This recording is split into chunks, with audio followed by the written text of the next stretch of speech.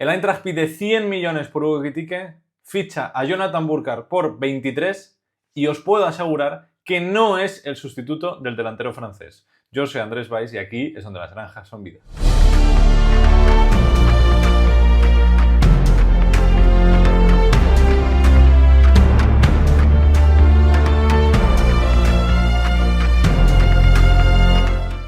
Hemos hablado mucho del Bayern, del Dortmund, del Leverkusen, un poco también del RB Leipzig en este mercado de fichajes, pero todavía no habíamos hablado del Eintracht y es que estábamos a la espera de que se confirmara el fichaje de Jonathan Burkhardt, de que se confirmara la venta de Hugo Ekitike. Y aunque pueda parecer que son operaciones que están conectadas, no es el caso, porque el Eintracht sigue teniendo mucho dinero de la venta de Omar Marmoush a pesar de ese fichaje de El Yewuagi. Siguen trabajando en el fichaje de Ritz Doan, pero han conseguido cerrar a su principal objetivo para este verano, que es Jonathan Burkhardt, el delantero de 24 años del Mainz, un delantero que ha conseguido convertirse en lo que es, que llega al equipo de su vida para poder jugar en Champions League y para reforzar una delantera que puede ser muy top la temporada que viene. ¿En qué situación deja esto a Hugo Ekitike? ¿Cómo ha sido la evolución de la carrera de Burkhardt? Y si verdaderamente está preparado para el salto de nivel que supone pasar del Mainz al Eintracht, la temporada que ha hecho y mucho más lo analizamos en el vídeo de hoy, empezando por el puro fichaje, porque os decía que son 23 millones de euros lo que paga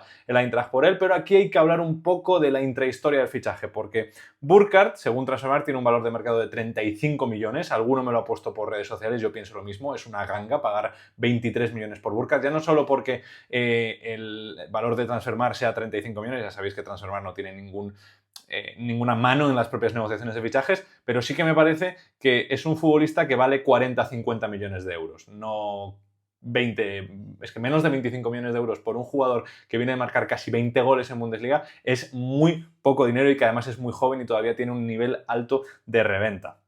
Aquí el tema es que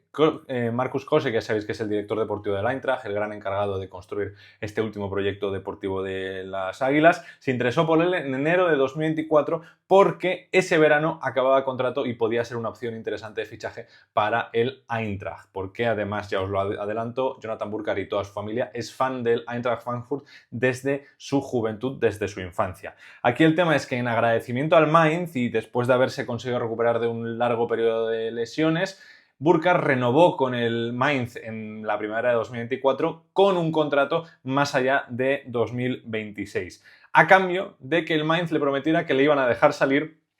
con un traspaso a partir de 20 millones de euros. Esto quiere decir, según fuentes del Eintracht, que todo número o toda cifra que excediese los 20 millones, esos millones que los excediesen a los 20, se iban a repartir a partes iguales entre club, agente y futbolista, con lo cual estos 3 millones se reparten uno para Burkhardt, uno para el Mainz y uno para el agente. Burkhardt podía haberse aprovechado de la situación del Mainz, podía haber sacado incluso mucho más dinero y también es cierto que el Eintracht podía haber recibido al futbolista gratis, con lo cual este último año y medio explica de cierta forma por qué el Eintracht se lleva una de las grandes gangas del mercado que interesaba entre otros a Borussia Dortmund y Bayer Leverkusen y también interesó en algún momento de la temporada al Bayern München. 23 millones por un futbolista asentado en la élite pero todavía con proyección, que ya está de vuelta en la selección alemana, es una ganga tremenda. Y aunque os parezca una ganga, a mí me lo parece también, os tengo que decir que es el segundo fichaje más caro de la historia del Eintracht. El primero es El Yewuagi, madre mía. Os voy a comentar una cosa. En el guión había puesto "ay, El Yewuagi", ¿vale? Para acordarme y comentar el caso del Yewuagi, pero el traductor, o sea, el corrector lo ha cambiado a "ay, este Yewuagi". Me parece que también sirve hablar de "ay, este Yewuagi", porque madre mía, el fichaje del Yewuagi, de los peores de la Bundesliga, 26 millones de eurazos le pagaron al Olympique de Marsella por el Yewuagi. Yo creo que todavía tiene potencial para explotar la temporada que viene en Bundesliga, pero la realidad es que confío muy poco en él y Jonathan Burkhardt me parece un muy buen punto de partida para la delantera del año que viene, si se va a Ekitike, aunque ya digo que me gustaría mucho verlos a los dos juntos. Aprovecho para deciros que si has llegado a esta parte del vídeo, bajes a comentarios y escribas "ay, este Yewuagi", "ay, espacio este, espacio Yewuagi", y que también, ya que bajas, dejes un me gusta y te suscribas al canal porque apoya y porque estamos ahí cerquita, llegando poco a poco, subiendo, llegando a los 29.000, ya el objetivo, os lo he dicho alguna vez, de 30.000 al final del mercado de fichajes. Esto es el fichaje que hace el Eintracht, pero vamos a hablar un poco también de Jonathan Burkhardt porque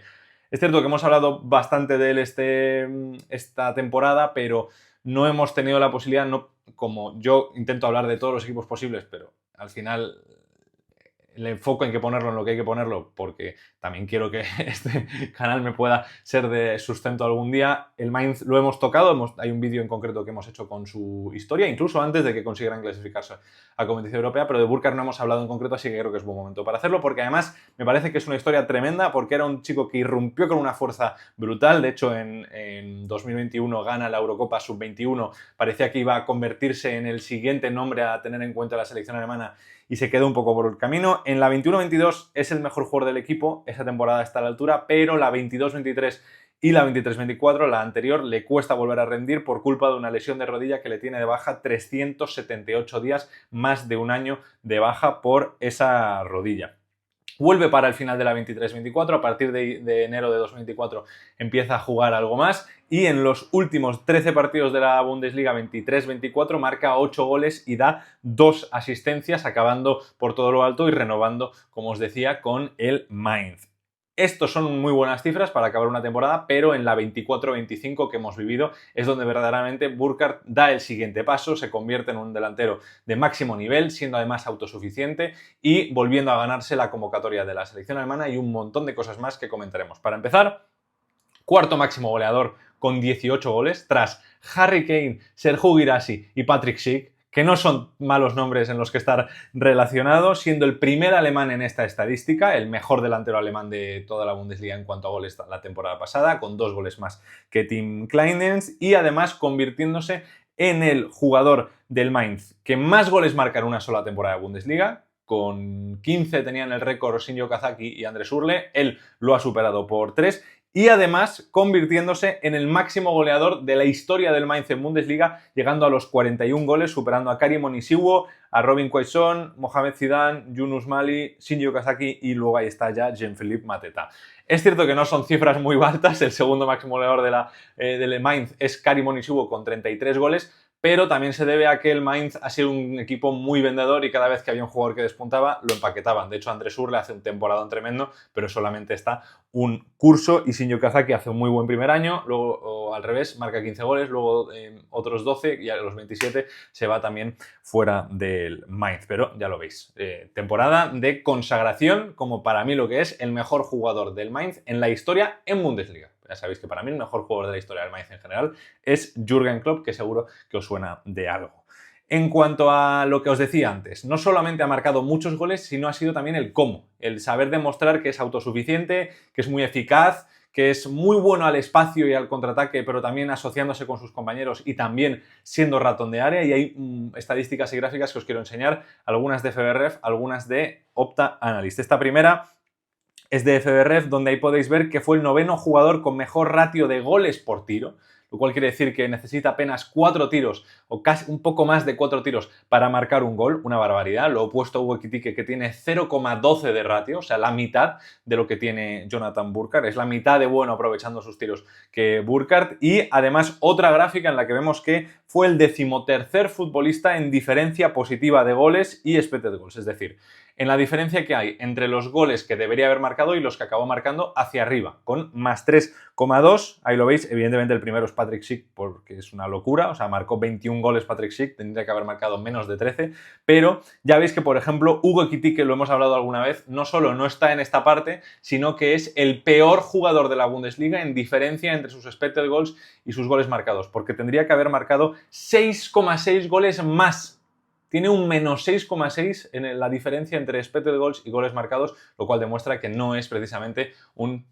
jugador que aprovecha sus ocasiones. Siempre quieres tener un delantero que marca más de lo que debe a uno que marca mucho menos de lo que debería, porque ahí ya se habla de un tema de acierto de cara a portería evidente, aunque aún así yo sigo insistiendo que Ekitike, como he dicho muchas veces, no me parece un jugador de 100 millones, pero es un jugador que ha hecho un gran año. Al igual que Burkhardt, porque evidentemente Harry Kane está muy separado, Serhou Guirassy está muy separado, Patrick Schick está muy separado, pero si comparamos a los jugadores en base a algo que no controla o no depende de ellos, que son los penaltis, Burkhardt sigue siendo el 4º máximo goleador de la Bundesliga, pero solo con 2 goles menos. Uno menos que Harry Kane, que está en 17 goles marcados sin contar penalti, 18 para Guirassy y 20 para Patrick Schick. Evidentemente,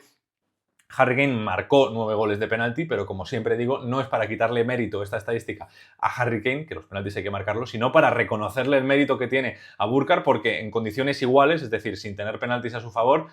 o sin tirar los penaltis del equipo, está en una zona medianamente similar a Harry Kane, a Guirassy y a Patrick Schick, y por encima de Kleindienst o Ekitike mismamente. Pero decía además que es un futbolista que aprovecha sus ocasiones, que ha demostrado ser muy eficaz, ratón de área, pero que además se mueve muy bien fuera del área. Y aquí hay un tema y una estadística que me parece muy interesante de Opta Analyst, que muestra el mapa de los expected goals, es decir, dónde han sido todas las oportunidades de Jonathan Burkhardt y cuánto las ha aprovechado. Y ahí veis que cuanto más grande es el círculo, más probabilidad de gol había, y hay muy pocos círculos grandes no aprovechados, y los que hay son fuera del área pequeña. Todos los círculos grandes que ha tenido dentro del área pequeña han acabado en gol. Luego también tiene goles desde fuera del área, es cierto que solo 2, pero buenas definiciones. Esto nos demuestra que es un tipo muy bueno rematando en los metros finales, pero que no deja escapar oportunidades claras, como si, por ejemplo, hace en contraposición Hugo Ekitike. Hay que decir que además Opta dice que Kane, porque lo comparábamos antes, es el quinto delantero que más se le parece de las 5 grandes ligas. Lo compara también con Arnaud Kalimuendo, con Jonathan David. 3 delanteros junto a Kane que son delanteros conocidos por ser delanteros que marcan muchos goles, pero también que se asocian muy bien con sus compañeros, sobre todo Jonathan David y Harry Kane. A Kalimuendo lo tengo mucho menos visto, que también interesó, por cierto, a la Eintracht, lo cual demuestra qué tipo de futbolista quiere, pero me parece muy curioso que Burkhardt y Kane tengan ese parecido, porque es cierto que uno se imagina o recuerda al Burkhardt del Mainz y recuerda a un tipo muy rápido, muy bueno al contraataque buscando la espalda de la defensa rival, pero que quizá no cae uno en pensar que también es muy bueno asociándose y encontrando a sus compañeros. Pero es cierto que también hay muchos partidos no decididos por goles de Burkhardt,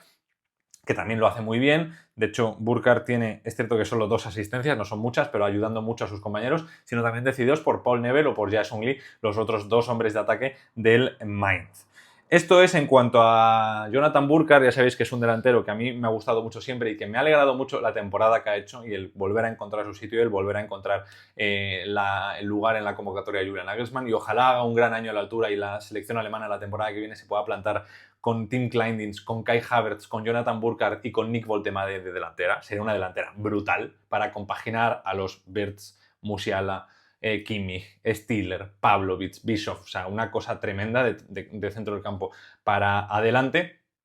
Pero también tengo muchas ganas de ver qué es capaz de hacer el Eintracht con Burkhardt, porque me parece un fichaje importante. Si él y Ritsu Doan llegan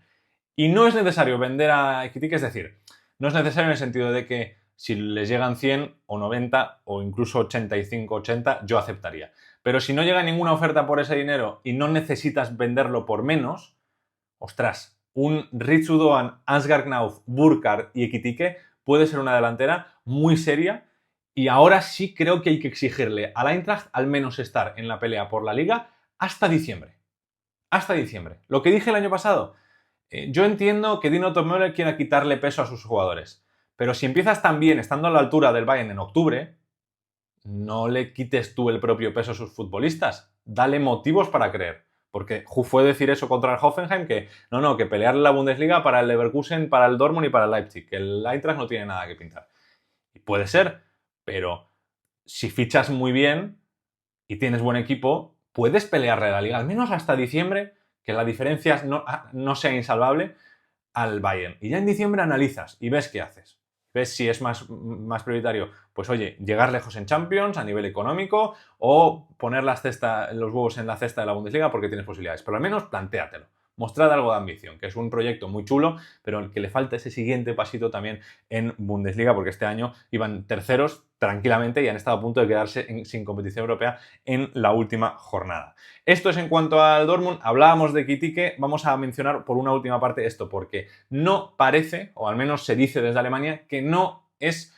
vinculante el fichaje de Burkhardt a la salida de Ekitike. Que evidentemente si llega una oferta que gusta a la Eintracht por Ekitike, le venderán, pero que si eso pasa, ficharán a otro futbolista más para reforzar el equipo, con lo cual se